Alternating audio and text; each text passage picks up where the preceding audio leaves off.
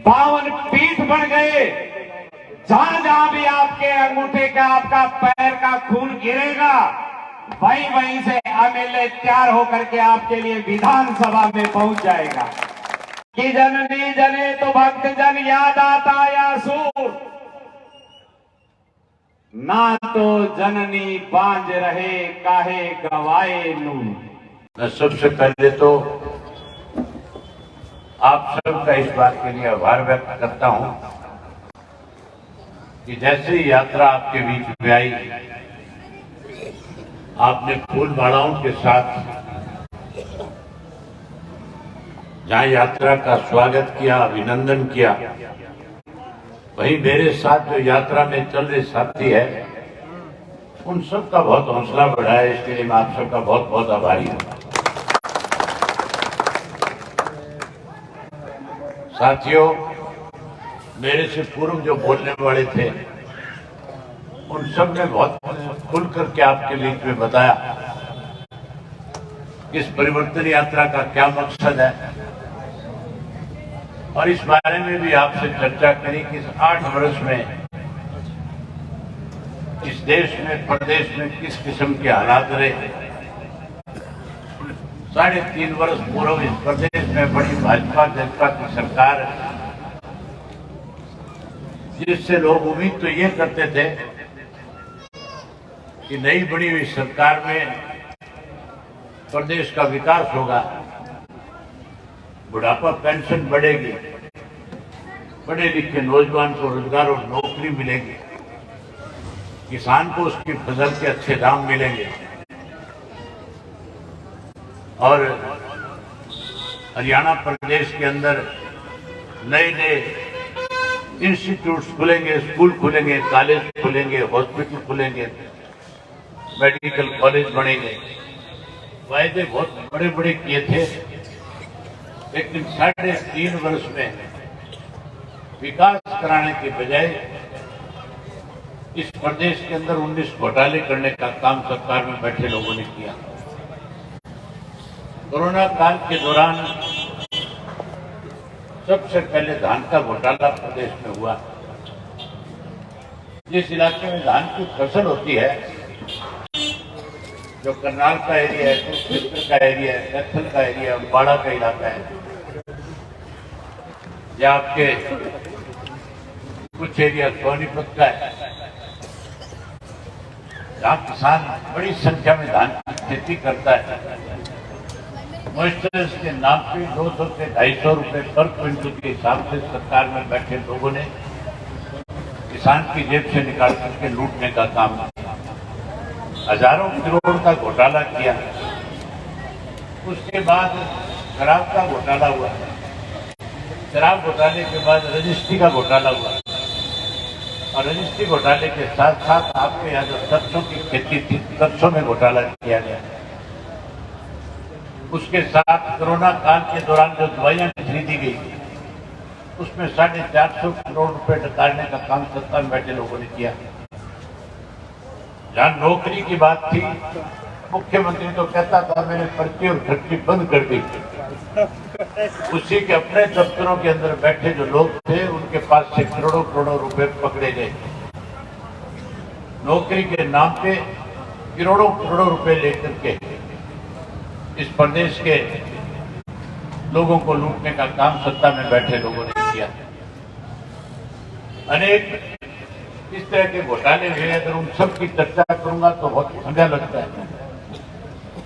आज इसीलिए हर व्यक्ति दुखी है, परेशान है। हर आदमी आज परिवर्तन करना चाहता है। सत्तानी के लोग भी परिवर्तन करना चाहते हैं कि नहीं करना चाहते? अगर परिवर्तन करना चाहते हो तो दोनों हाथ खड़े करके बताओ कि परिवर्तन करना चाहते हैं। आप भी दुखी हो, परेशान हो, आपकी भी सोच है कि सत्ता का परिवर्तन हो। इसीलिए चौधरी ओम प्रकाश चौटाला ने परिवर्तन यात्रा शुरू करी है। आज ऐसे हालात हैं, आज व्यापारी दुखी है, कर्मचारी दुखी है, मजदूर दुखी है, किसान दुखी है, आज पढ़ा लिखा नौजवान दुखी है।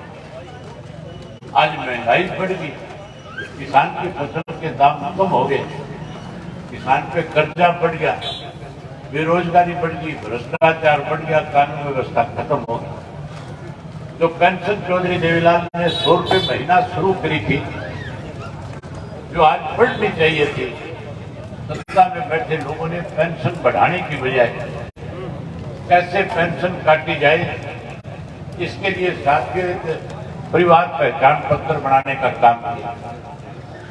और उस परिवार पहचान पत्र को जब बढ़ाया गया था तो हम लोगों ने उसका विरोध किया था। हमने मुख्यमंत्री से पूछा था कि जब आधार कार्ड बना हुआ है तो इस परिवार पहचान पत्र की क्या जरूरत है। मुख्यमंत्री ने कहा था कि मैं परिवार पहचान पत्र के माध्यम से लोगों को ज्यादा सुविधाएं देना चाहता हूं। सुविधा तो दी नहीं, उल्टा लोगों की 5 लाख बुजुर्गों की पेंशन काटने का काम किया।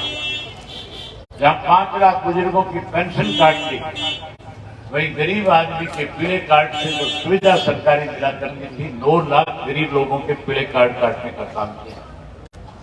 उसके साथ साथ एक नया फरमान और जारी कर दिया। अब कहते हैं कि जिसके पास आधार कार्ड है वो पैन कार्ड बनवाएगा, और पैन कार्ड आधार कार्ड दोनों को लिंक कराओ। हमने पूछा इसकी क्या जरूरत है, तो जवाब नहीं था।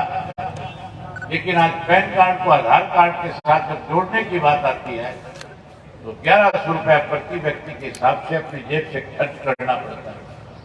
गरीब आदमी जो मजदूरी करने वाला है, जो खेत पे काम करने वाला है, जिसपे 2 किले 2.5 किले 3 किले जमीन है, जो बड़ी मुश्किल से अपने घर का गुजारा चलाता है, तो इनकम टैक्स नहीं भरता, उस व्यक्ति को भी कहते हैं पैन कार्ड बनाओ। आज पैन कार्ड के नाम के ऊपर भी आपकी जेब से 5-5, 6 हजार रुपया पर परिवार के हिसाब से लेने का काम सरकार में बैठे लोग कर रहे हैं। लूट मचा रखी है। आज हर डिपार्टमेंट में, मेरे से पहले सरपंचों का जिक्र श्री शेर सिंह जी ने किया था। आज तो चुने पंचायत के लोग जो है, जो सरपंच है, वो भी सरकार के खिलाफ लामबंद है, क्योंकि उनके अधिकार कम कर दिए। अरे मुख्यमंत्री 3 दिन से लगातार भिवानी जिले का दौरा कर रहा है, गांव के अंदर दरबार लगाता है, गांव के अंदर लोगों से मिलता है, पूछता है समस्याएं बताओ। लोग जब उनके सामने अपनी समस्या रखते हैं तो समस्याएं सुनने की बजाय कहता है नारा लगाओ भारत माता की जय, जैसे भारत माता के ठेकेदार केवल और केवल नारा लगा करके कहीं अपनी बात खत्म करना चाहते हैं। आज जो सरपंच के अधिकार थे, आज उनके अधिकार कम कर दिए। शेर सिंह जी कह रहे थे जब आपका राज बने, जब गठबंधन की सरकार बने, तो सबसे पहले सरपंचों को अधिकार दिए जाए। अब तो पहले दिन से, जिस दिन से पंचायतें चुनी गई थी और जिस दिन सरकार की तरफ से ई टेंडरिंग के नाम पे सरपंचों को अपमानित करने की बात हुई, इंडियन नेशनल लोकल पार्टी एक ऐसी पार्टी थी जिसने इसका डट डट के विरोध किया था।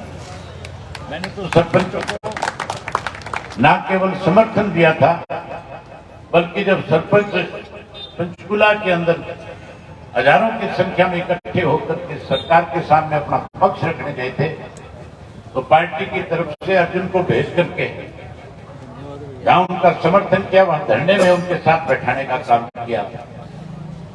साथियों, जहां परिवर्तन करना चाहते हैं वहां आपसे एक बात पूछना चाहते हैं, आने वाले समय में जब आप परिवर्तन करोगे, आज जो बात मैं आपके बीच में कह करके जाऊंगा, क्या आप हमारी बात पे विश्वास और भरोसा करोगे? विश्वास और भरोसा करोगे? आज ये सरकार पेंशन काट रही है, आप हमारे ऊपर इसलिए भरोसा कर रहे हो कि चौधरी देवीलाल जी ने जो कोई बात आपके सामने कही, जो वायदा हरियाणा के लोगों के साथ किया, उस वायदे को चौधरी देवीलाल ने जब भी सत्ता में आए पहली कलम से पूरा करने का काम किया। जब 100 रुपया पेंशन की बात चौधरी देवीलाल ने कही थी, 10,000 के कर्जे माफ करने की बात कह रहे थे, 5100 रुपये गरीब की बेटी को कन्यादान के रूप में मिले, जब ये बात लोगों के बीच में कह रहे थे, तो चौधरी बंसीलाल प्रदेश के मुख्यमंत्री होते थे। चौधरी बंसीलाल ने कहा था कि सरकारी खजाने से इस तरह से कोई पैसा नहीं दिया जा सकता, लेकिन चौधरी देवीलाल ने कहा कि मैं कानून बनाने जाऊंगा, और जैसे ही आपने उनको सत्ता सौंपी, उन्होंने कानून बना करके तीनों के तीनों किए हुए वायदे पूरे करके 100 रुपया पेंशन शुरू करी, 10,000 के कर्जे माफ किए, और 5100 रुपए गरीब की बेटी को कन्यादान के रूप में देने का काम किया था।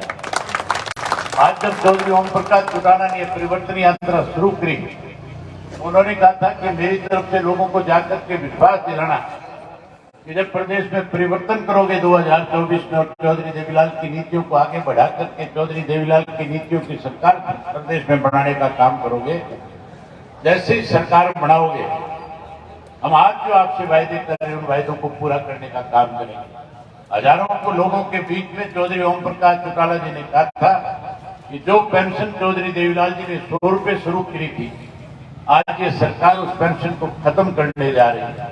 हम नए सिरे से सरकार बनने के बाद जिन लोगों की पेंशन कट गई उनको ब्याज के समेत पैसा दे करके उनको पेंशन का पैसा देने का काम करेंगे।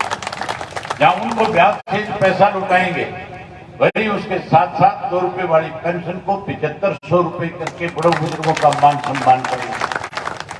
वही उसके साथ साथ उन्होंने कहा था कि हमारी सरकार बनने के बाद आज जो पढ़ा लिखा नौजवान कहीं अपने आप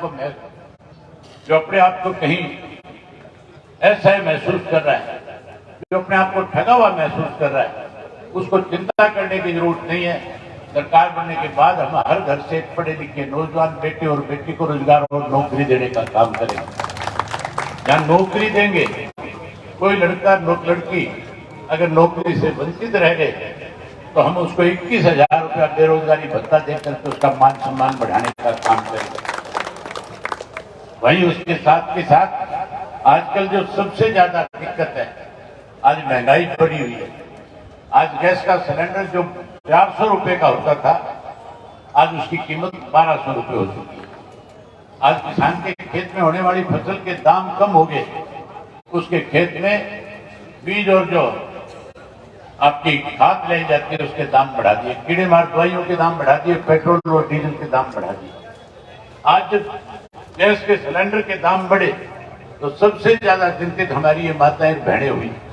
इनके सामने सबसे बड़ी दिक्कत आई, क्योंकि गैस का सिलेंडर मोदी जी ने तो कहा था मुफ्त में दूंगा, लेकिन मुफ्त में देने की बजाय सिलेंडर की कीमत बढ़ा करके इनकी रसोई पर ताला लगाने का काम किया।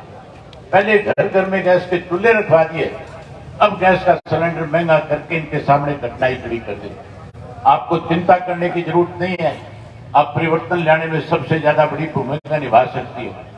जैसे ही प्रदेश में आप परिवर्तन लाओगी, चौधरी देवीलाल की नीतियों की सरकार बनाओगी, हम आपसे वायदा करते हैं कि हम आपके घर के अंदर एक गैस का सिलेंडर हर महीने मुफ्त देने का काम करेंगे। जहां आपको एक गैस का सिलेंडर मुफ्त में देंगे, वहीं 1100 रुपए उसके साथ आपको आपकी रसोई बढ़िया चले, इसके लिए हर गृहिणी के खाते में 1100 रुपया सरकार की तरफ से हर महीने आएगा।